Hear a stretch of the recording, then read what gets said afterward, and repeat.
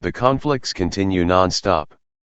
The reports of the international agencies deal with the ongoing disputes between the many factions involved and the victories of one side or the other.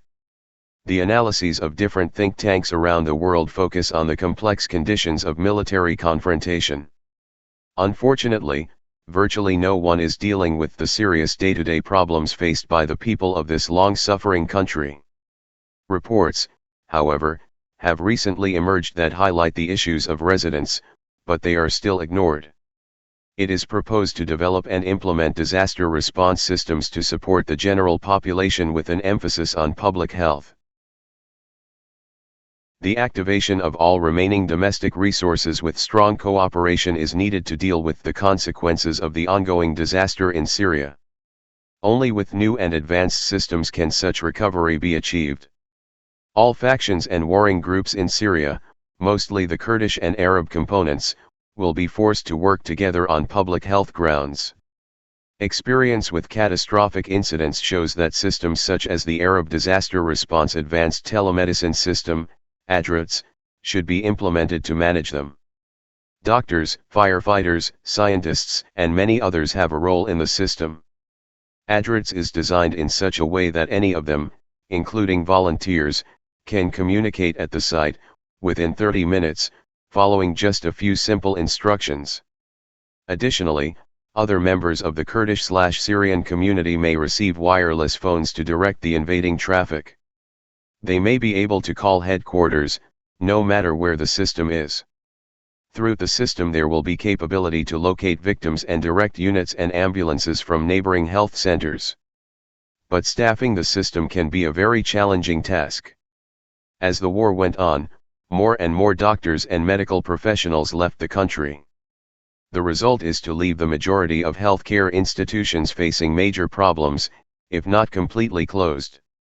On the other hand, there are elderly and those with special needs without companions, but with great medical needs and a great lack of basic products. Numerous groups will intervene and strict discipline will be required to work together without protest, requiring the coordinated presence of a military group. The US-led alliance in the war in Syria with its high level of credibility is perhaps the most appropriate to play this role. This leading role in Syria may be initially limited in areas where the Kurdish element, if not fully prevailed, is at least quite important. This is the northeastern part of the Euphrates River, which then spread to the rest of the country, as the medical needs of the population are huge. But it's not going to be easy, because all of Syria has all sorts of threats.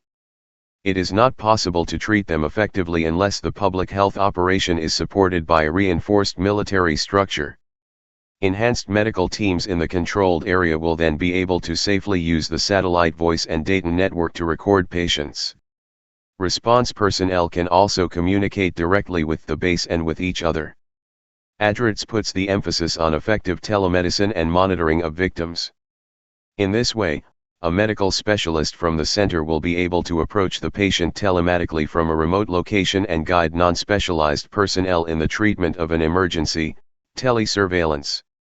Not only will the patient profile be able to be created and tracked, registration of situations hazardous to public health could also be possible, allowing a successful response to chemical or biological attacks.